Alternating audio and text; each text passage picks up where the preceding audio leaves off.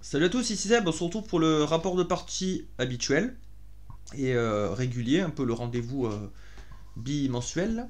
Donc on va démarrer le programme comme d'habitude avec les parties jouées sur la période de la quinzaine, donc tout ce qui a débuté début décembre. Alors, qu'est-ce qu'on a joué? On a découvert déjà World Wonders en famille, on a joué à 3. Petit jeu de pose de tuiles avec des petits objectifs à remplir. Bon, moi j'ai pas trop aimé, franchement, je suis pas déjà le plus grand fan des jeux de pose de tuiles. Et j'ai trouvé ça un peu quelconque, un peu basique, classique. Il n'y avait rien qui me. Je sais pas, non, franchement, largement dispensable. Donc, ça, c'est un jeu qu'on a loué. 3 parties de Dead Cells, j'ai fini la campagne, ouais, on peut appeler ça la campagne. J'ai fini le jeu, j'ai battu le boss final. C'était sympa, il y avait des trucs bien, il y avait des trucs moins bien. J'en garde une bonne sensation, on va dire, un bon sentiment. Par contre, je suis content, on me l'a prêté ce jeu-là parce que c'est pas un jeu que j'aurais acheté. Enfin, j'ai failli l'acheter, remarque, mais je suis content de ne pas l'avoir acheté parce que c'est pas un jeu que j'aurais rejoué. Vu le système de campagne, enfin, j'aurais tout débloqué. Et, enfin, j'aurais tué le boss, j'aurais peut-être joué un petit peu plus pour débloquer le truc, voir les runes, tout ça, et après je l'aurais revendu en fait. C'est pas un jeu que j'aurais gardé de façon permanente. Donc voilà, c'était sympa. Au moins, l'affaire Dead Cells est clôturée. J'ai rejoué à Mindbug Evolution Suprême. Donc ça c'est avec mon neveu, on se fait toujours des parties de jeux de duel comme ça là. Euh, donc toujours un plaisir, Mindbug, ça c'est un de mes top jeux, de toute façon, moi j'adore. Hein. Pour sa simplicité, sa rapidité, nervosité, c'est trop bien. J'ai découvert Résistance, donc Résiste en titre anglais, en titre original, sur BGA, parce qu'il le proposait, donc j'ai voulu tester. Franchement, c'était pas mal. J'ai bien aimé ce petit jeu de cartes de solo, exclusivement solo, avec des petits objectifs, gestion de main, gestion de cartes, un peu de deck building et tout. Non, vraiment cool ce petit jeu. J'ai passé un très bon moment. J'ai fait 2 parties, difficulté bien bien élevée et tout. Par contre, ça m'a pas donné envie de jouer à Sorcellerie, le nouveau qui reprend la base mécanique. Non, j'aime bien ce thème-là. Moi, ça me rappelle aussi mes grands-parents espagnols qui ont dû quitter l'Espagne justement pendant la guerre civile. Donc ouais, moi j'aime bien. Franchement, c'était assez cool. On a joué avec le beau-frère et le neveu encore une fois à Last of Us, Escape the Dark. Donc ça c'est un nouveau jeu qui il vient toujours d'arriver il vient toujours d'être livré au backer. Donc c'est dans la saga des Escape the Dark. Et on a déjà eu Escape the Dark Castle, et Escape the Dark Sector en côté science-fiction. Donc c'est un jeu de cartes ouais, à moitié narratif avec une mécanique de lancer de dés pour résoudre les combats et les tests. Et ouais, c'était assez sympa. Moi, je connais juste de nom les Last of Us. J'ai pas regardé la série, j'ai pas joué aux jeux vidéo. Donc, je découvrais un peu l'univers. C'est post-apo avec des monstres et tout. Donc, ouais, moi j'aime bien. J'aime bien ces thèmes-là, ça me branche bien. Mais le jeu, sinon, ouais, c'est assez classique. Ouais, c'était sympa à plusieurs, mais il n'y a pas énorme de choix. Hein. Après, moi, je suis pas trop jeu narratif. Donc, peut-être que ça me bloque aussi. Normalement, on y rejoue aujourd'hui à celui-là. On va essayer de gagner. La première partie, on a failli gagner. On est arrivé jusqu'au boss. On a joué à Dig Your Way Out, donc celui-là je l'avais déjà présenté je crois la fois dernière. Très sympa, c'est un petit jeu multi vraiment marrant avec beaucoup d'interactions. On est dans une prison, on doit essayer de s'échapper. Et, vraiment avec un peu d'humour et tout, il est cool ce jeu, franchement j'aime bien. Mais il faut y jouer à 3 ou 4 je pense. À 2 joueurs on va pas se croiser dans la prison, il y aura moins d'interactions. D'ailleurs je sais même pas si on peut jouer à 2. Bon, ça me paraît vraiment inadéquat.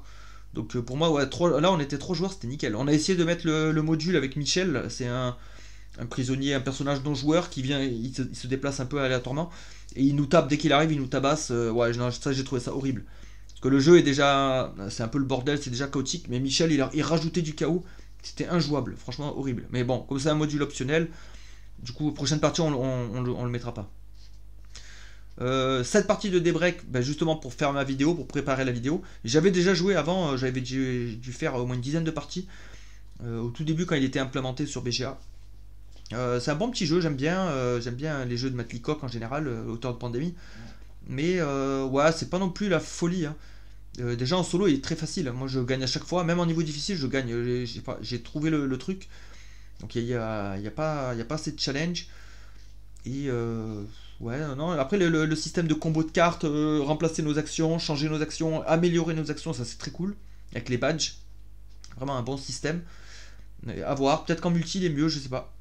Je sais pas parce que j'ai entendu dire qu'en multi on jouait un peu chacun dans son coin, il n'y avait pas beaucoup d'interaction et tout, donc c'est dommage, on perd le côté justement coopératif du multijoueur.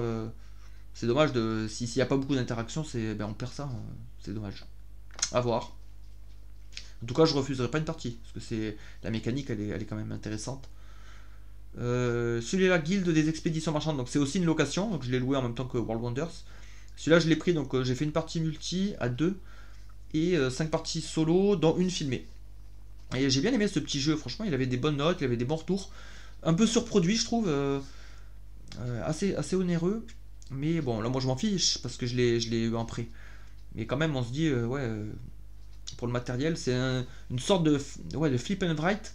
Mais sauf qu'on n'écrit pas, on n'a pas de crayon. Donc là, on placera des petits cubes sur la map, le territoire qu'on doit explorer. Et vraiment sympa avec des petits combos, des petits trucs, de la réflexion et tout. Un bon petit jeu. Par contre, je vois pas l'intérêt d'y jouer. Même déjà à deux, il y a tellement pas d'interaction, juste les objectifs qu'on peut se piquer. Moi, franchement, ça c'est un jeu solo, hein. Honnêtement, aucun intérêt d'y jouer à plus que deux. Déjà à deux, moi j'ai trouvé ça bon, un peu sans intérêt. Donc, ouais, clairement adapté pour le solo. Une partie de Spirit Island Nature Incarnée, donc la dernière extension, qui s'adresse quand même aux fans hardcore de Spirit Island. Pour jouer cette extension, il faut le jeu de base, il faut Terre Fracturée, donc la précédente extension, qui était assez balèze aussi, assez massive, puisqu'il y a plein de nouvelles règles, il y a des règles qui ont changé, il y a des nouveaux trucs, il y a des nouveaux jetons, des nouvelles cartes, un milliard de nouveaux trucs. Ça commence à faire balèze là, hein. Le jeu il prend une envergure, une ampleur, et une complexité quand même ça commence à être difficile. Après il y a des traductions des fois un peu foireuses. Moi il y a des cartes que je comprends pas, il y a des cartes, c'est peut-être moi, hein. Je les lis, je comprends pas ce qu'il faut faire, c'est un peu... faut que j'aille enquêter à chaque fois, donc je sais pas si c'est erreur de trad, ou mauvaise formulation, ou si c'est moi qui comprends rien, aussi ça peut être ça, hein. Donc je sais pas. Mais bon, en tout cas je me prépare des vidéos là-dessus, hein, forcément, pour vous montrer, et je referai des vidéos de Spirit Island, premier du nom, parce que je l'ai pas assez montré en vidéo. J'ai fait beaucoup de parties d'Ion Sen par exemple, mais Spirit Island fait partie de mes jeux préférés, il faut que je le mette en avant.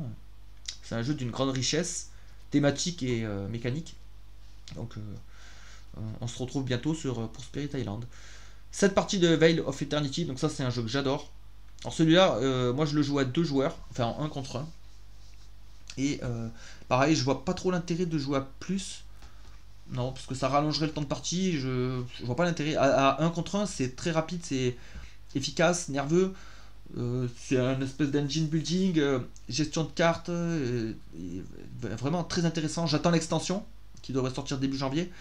Et super cool comme jeu. Et ça, c'est une sorte de Seasons, un peu Res Arcana dans l'idée, mais pour moi largement mieux, épuré et efficace.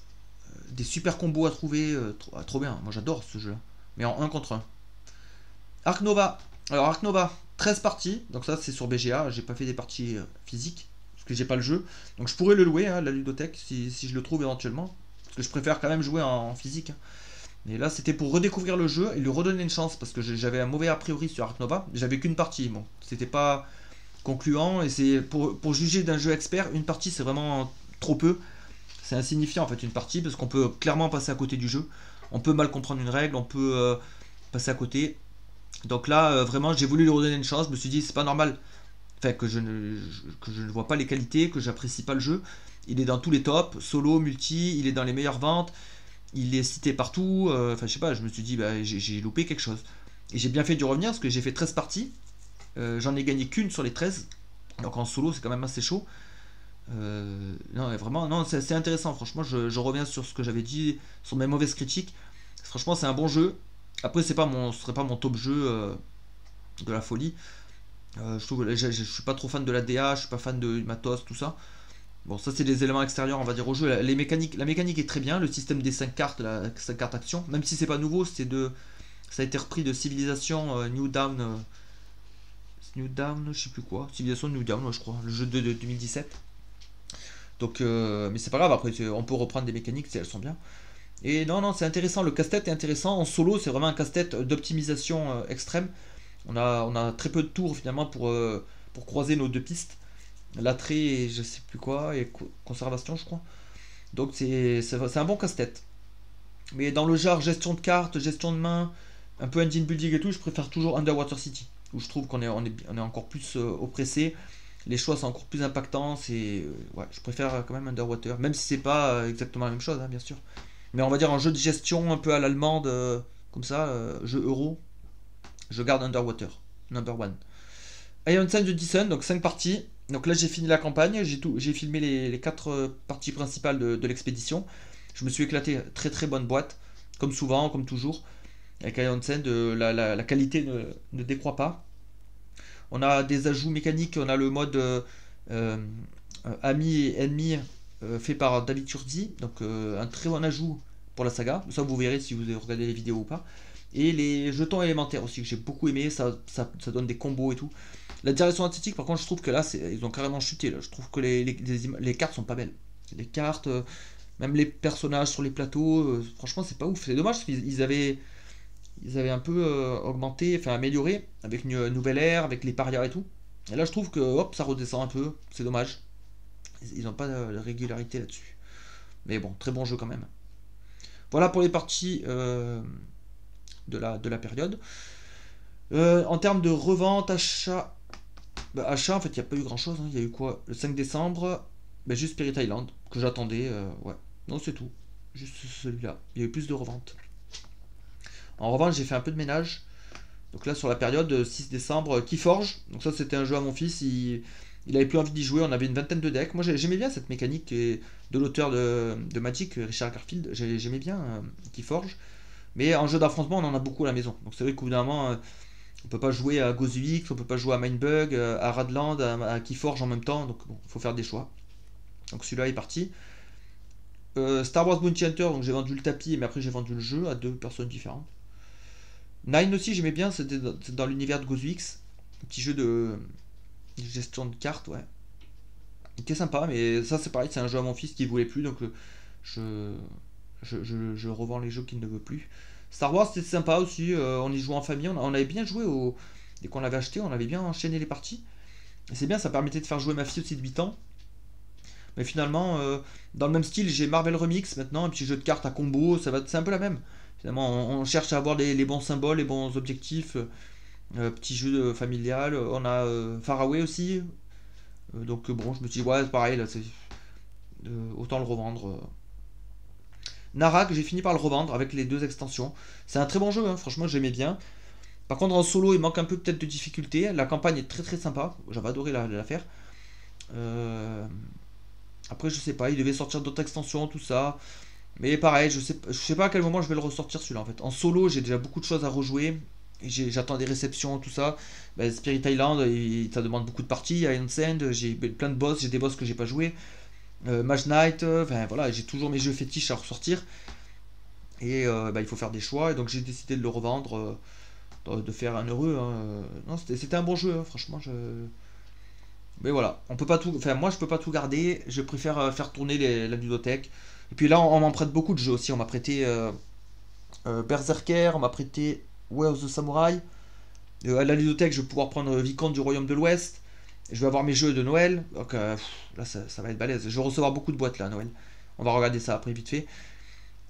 Harbour, donc le petit jeu de Scott Almes, était très sympa celui-là aussi. J'aimais pas mal, mais on n'y jouait plus. Je crois que ça fait un an qu'on n'y a pas joué.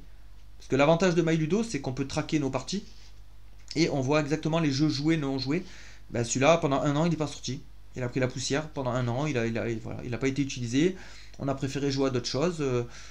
Franchement, je vois pas dans quel monde on aurait rejoué à ça. Avec le choix de jeu maintenant qu'on a à la maison, on n'aurait pas rejoué. Les Zombicide Gear Up, petit jeu solo que j'aimais bien. J'avais un petit affect pour ce jeu-là. C'était l'auteur de Cartographeur. Donc là aussi, il y avait des polyomino, c'était un flip and write. Et non, c'était cool comme jeu, mais pareil, en petit jeu solo, j'ai déjà Fief de Norbois, j'ai Goblivion, j'ai. Qu'est-ce que j'ai d'autre? J'en ai pas mal, ben là je vais avoir les Ribot. Donc ouais, donc celui-là, non, je pense pas que je l'aurais ressorti. Non, c'était là.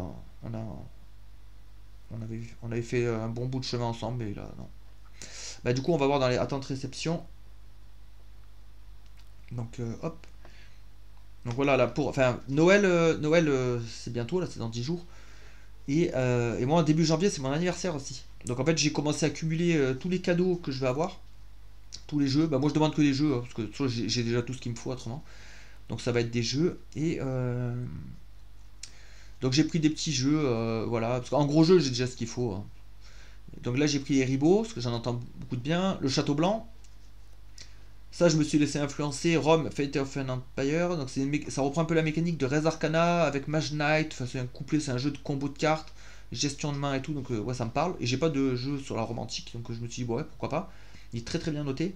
Celui-là, je l'ai pris, c'est pour jouer avec ma fille. En famille, ça va être cool, je pense. La petite extension de Far Away, extension de Gozux. J'attends toujours mon rival pour fin d'année. Ça, c'est pour jouer avec mon fils. Nouvelle extension de G.I. Joe. Et un Diavor que je vais avoir à Noël, donc en tant que gros jeu. Donc en fait, celui-là, finalement, il chasse un peu Narak dans la catégorie jeu de gestion, initié, un peu euro, combo de cartes, machin, machin. Ben voilà, ben, il y aura celui-là qui prendra la place. Donc voilà ce que j'attends pour 2024-2025, quoi. On y jouera en 2025, on fera des vidéos sur ça, sur ça. Rival, il a pas de solo. Andy Avor, si. Et Rome, forcément, il a un solo, parce que c'est un jeu solo. Voilà. Donc on en a fini pour ici. Je vais ouvrir quand même les tendances. On ira checker tout à l'heure les tendances. Board Game Geek, on va regarder vite fait la hotness. Cette fois, j'ai décidé de me cantonner aux jeux principaux. On va pas tout regarder, parce qu'en fait, souvent, il y a les mêmes. Donc, en fait, je regarde juste la... Je crois qu'il y en a combien? Il y en a 15-20 là. Donc il y a fromage. Donc bizarre. J'en avais entendu parler il y a un moment de ce jeu-là. Et là, je sais pas si c'est un kick. Je crois que c'est un Kickstarter, hein. Donc c'est un jeu, il va falloir faire du fromage. Ça, c'est un peu un jeu euro, hein. Après les images, jeu de gestion, ouais. Il y a plein de trucs. Donc il faut faire les meilleurs fromages. Meilleurs fromages français en plus. Ouais, ça parle de France. Donc je sais pas. Bon, le thème, ça me tente pas forcément. Ouais, il y a quand même un mode solo, 1 à 4. Ah, c'est pas complexe, hein, 2,79, ok. Donc un jeu plutôt accessible, gestion, ouais. Non, moi ça me parle pas, hein. Ah, Mistborn, ça m'intéresse. Parce que là, il y a des trucs intéressants là-dessus. Bon, déjà, deck building game, intéressant.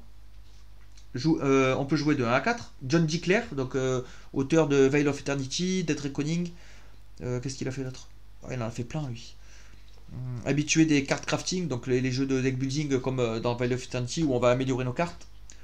Pas super complexe, donc accessible. On peut jouer de 1 à 4, il y a un mode coop, je crois, un mode affrontement. Et surtout, Mistborn, c'est une saga de livres de Brandon Sanderson. Moi, c'est un auteur que j'adore. De Brandon Sanderson, j'ai lu La Voix des Rois, gros livre de fantasy. Et j'ai lu le Reckoners, qui avait déjà été adapté en jeu de société. Donc un roman, enfin, c'était une trilogie de romans sur des super-héros, mais en fait qui tournent mal, en fait, un peu dans la veine The Boys, Invincible, tout ça. Un peu de super-héros, un peu trash. Et franchement, c'était cool. Donc ça, c'est un auteur que j'aime bien. Il fait des bons univers et tout. Donc moi, là, ça me donne envie. Déjà, quand j'avais vu les parties de The Reckoners, j'avais lu les bouquins. Et là, moi, ça me donne envie de... Bah ouais, le jeu, il a l'air classe. Il a l'air assez classe. Ça me fait penser un peu à Iron Sand, les plateaux mages, les cartes. Ça me parle bien, hein. Et si j'accroche bien, après, moi, je lis les romans, hein. Donc à voir si les mécaniques sont sympas. Là, j'ai pas l'impression qu'il y a du card crafting, hein. Les cartes sont directement jouables. Jouez en tête à tête contre vos amis. Au premier, partez à l'assaut du Lord Ruler en solo ou coop. Il y a 3 modes de jeu dans le truc. Ça m'intéresse bien, hein. Franchement, je suis chaud. À voir. Arx, bon, ça fait un moment qu'on l'a. Il y a Seti. Putain, Seti, au début, je me suis dit, ouais, je peux passer à côté facilement. Mais en fait, il est hyper bien noté. Tout le monde en parle. On peut jouer de 1 à 4. Moyennement complexe. Et après, je sais pas. Après, le thème, il me hype pas trop. La recherche d'extraterrestres. Bon, d'intelligence extraterrestre. Ouais. Ouais, et puis j'ai déjà un Diavor. Donc bon, celui-là, on va passer pour l'instant. Enormity, c'est un gros Kickstarter. C'est un gros jeu un peu narratif, dans l'espace, un peu thématique alien, avec du Cthulhu, il faut visiter des planètes ou des vaisseaux abandonnés, tout bizarre. Ça a l'air sympa, mais ouais, c'est du gros jeu à figurines, énormissime et tout, donc je vais passer. Ark Nova, La Guerre de l'Anneau, seconde édition, ouais. Harmonie, Civolution, putain, Civolution aussi, pareil, je voulais faire l'impasse, jeu de Stéphane Feld. Je voulais faire l'impasse, mais en fait, il est bien noté. Et tout le monde, pareil, j'en entends que du bien. 4,22, donc ça. Alors, ça a l'air assez. Enfin, ça a l'air. Ça s'annonce comme bien complexe, mais par contre, c'est comme. C'est du Feld, quoi. Donc, en fait, tout est logique, tout est bien fait, de ce que j'ai entendu. Moi, j'ai vraiment envie d'y jouer à celui-là. C'est un jeu de civilisation. Et. Donc là, ce serait assez simple à jouer, mais avec beaucoup de choix. C'est là que qu'on retrouve les bons jeux, selon moi. C'est qu'on a beaucoup de choix, mais que c'est pas noyé sous des couches mécaniques, des trucs ingérables, quoi. Donc, ouais, je serais bien tenté d'y jouer à celui-là. Andromeda's Edge, non, ça je passe, c'est le remake de. Mince, comment il s'appelle? Dawning of Elderbell. Wondrous Creature, je sais plus c'est quoi. Qu'est-ce que c'est Wondrous? Je sais pas ce que c'est ça. Ah oui, d'accord, c'est le jeu avec les. Ouais, on peut chevaucher des créatures, ouais, des meeples. Ouais, ça a l'air beau, mais ça a l'air mignon, mais bon, est-ce que c'est un bon jeu? Je sais pas. Non, bah ça on passera. Lord of the Ring, le duel pour la Terre du Milieu, ouais, ça j'ai déjà joué. Il y a Slay the Spire qui est là, qui résiste. D'ailleurs, Slay the Spire, faut que je refasse des vidéos dessus. Unconscious Mind, tout le monde en parle et tout, pareil, mais là ça m'a hype pas du tout. Non, j'ai pas d'attrait pour le thème, non, ça me parle zéro. Il y a Hit qui revient dans le top. Et Brass bien gamme. Hit, moi j'attends l'extension, hein. Ah, celui-là il est bien noté. Il y a un mode solo. Non, là ça me parle vraiment pas. Franchement, bah, j'ai bien joué à un jeu avec des oiseaux. Pourtant, je suis pas ornithologue. J'ai bien joué à Ark Nova. J'ai bien joué à Baseball Highlight. Je connais rien au baseball. Donc bon, le thème, on va dire, c'est pas un répulsif forcément, hein. Même Hit, hein, je suis pas fan de course automobile et j'adore Hit. Mais bon, là vraiment, bon, pour l'instant, j'ai pas envie d'y jouer. Et Hit, je sais pas, est-ce qu'il parle de l'extension? Seconde expansion, date de sortie. Parce que ça me. Mars. Je vois un Mars ici. Source.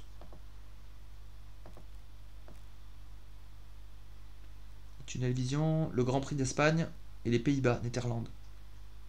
Le championnat de 1965. D'accord. Ouais, j'ai trop hâte. Bon, bah, en fait, si c'est Mars, après, c'est pas grave. Comme ça, j'ai le temps d'éponger tous mes jeux que je vais recevoir à Noël et anniversaire. Comme ça, je suis tranquille. Alors, on regarde vite fait les tendances. Voir un peu ce qui nous hype ou pas, ça non. Wizard Cup, ça a l'air sympa, c'est l'auteur de Love Letter. C'est un jeu d'affrontement 1 contre 1, si je dis pas de bêtises. Et c'est un auto-battler. Donc un jeu de combat automatique, on prépare nos cartes et après elles s'affrontent comme Challengers. Ouais, c'est un jeu duo, ouais, c'est ça. Je serais bien tenté d'y jouer à celui-là, ça me tente bien. The Gang, ça a l'air pas mal sur le poker et tout, mais j'ai pas le public pour jouer avec ça. Il faut être assez nombreux. Donc J'exit, ça me plairait bien. Si j'ai vu, c'est un truc avec des polyomino, ça a l'air cool. Des breaks, bon, je connais. Château Combo, je connais. SETI, on l'a vu. Ça, c'est le jeu de U. Rosenberg, ouais. Maintenant, je suis moins fan des jeux de Rosenberg. Skyteam, j'ai toujours pas joué. Bombbuster, ouais, peut-être pour jouer en famille, éventuellement. Si je peux le louer, je le prendrai. Je l'achèterai pas. Harmonie, pareil, si je peux le louer, je le prendrai. Château Blanc, bah, je vais avoir le jeu, mais l'extension a pas de si bon retour de ce que j'ai vu. Donc, je pense pas prendre l'extension. Ça, c'est un jeu de pli. Link City, ça avait l'air pas mal. Tout le monde en dit du bien. Un petit jeu d'ambiance. Trio, je l'ai. Quoi, il y a quoi? Dead Cell, ouais. Duck and Cover, je l'ai pour jouer avec les petits. Razakanda, moi j'ai déjà revendu, donc ça m'intéresse plus. Ça, je l'ai. Captain Flip. Château Blanc, bah, je vais l'avoir. Night Shield, ça, il faut que j'essaye ça. Il faut que je l'essaye. Tout le monde en dit du bien. Ça a l'air sympa. Clan Catacombe, bah, moi j'abandonne les clans que j'ai revendu ma collection. Je passe. Ribo, je vais l'avoir. Faraway, je l'ai et je vais avoir l'extension. Skyteam, faut toujours que j'y joue. Toujours pas eu le temps. Endeavor, je vais l'avoir. Tower Up, ça me tente pas, non. Et là, j'aimerais bien jouer. Ah ouais, en Span, je vais pouvoir le louer. Il est présent à la ludothèque. Donc ça, c'est cool, ça. Je le louerai, je ferai des vidéos. Val of Eternity, ouais. Qu'est-ce qu'on a d'autre d'intéressant? Bah, pas grand-chose, hein. Prélude, ouais, moi, Terraforming Mars, j'aime pas. Après, remarque, si ça fait comme avec Ark Nova, peut-être qu'en y rejouant régulièrement, j'apprendrai à l'apprécier. Celui-là aussi est disponible à la ludothèque King of Tokyo Duel, donc je le prendrai. Planète No, j'ai pas aimé. Spots, ouais, bof. Marie Curie, très mauvais retour, mauvaise critique, ça a l'air nul. Rising Robot, j'avais failli l'acheter. J'aimerais bien tester, mais ça a pas l'air fou non plus. Fairy Ring, celui-là il est très bien noté, donc celui-là on va l'avoir à Noël, on jouera avec la petite. Ça, c'est un jeu avec des Lego, Monkey Palace. Ça pourrait plaire à mon fils. Darwin était très bien. Ça, Dorf Romantique, faudrait que j'essaye en location. J'ai pas envie de l'acheter. Et qu'est-ce qu'on a d'autre? Rajak aussi, faudrait que j'y joue. Ça a l'air bien. Voilà, bah là, on a fait le tour. D'accord. Bon, bah pas grand chose de plus. Donc voilà, c'était le petit rapport ludique pour la période. On se retrouve fin décembre, début janvier pour refaire le point. Bah, du coup, il y aura Noël qui sera passé. Donc on verra quel jeu j'aurais pu mettre sur la table à ce moment-là. Voilà. Passez une bonne journée et à la prochaine.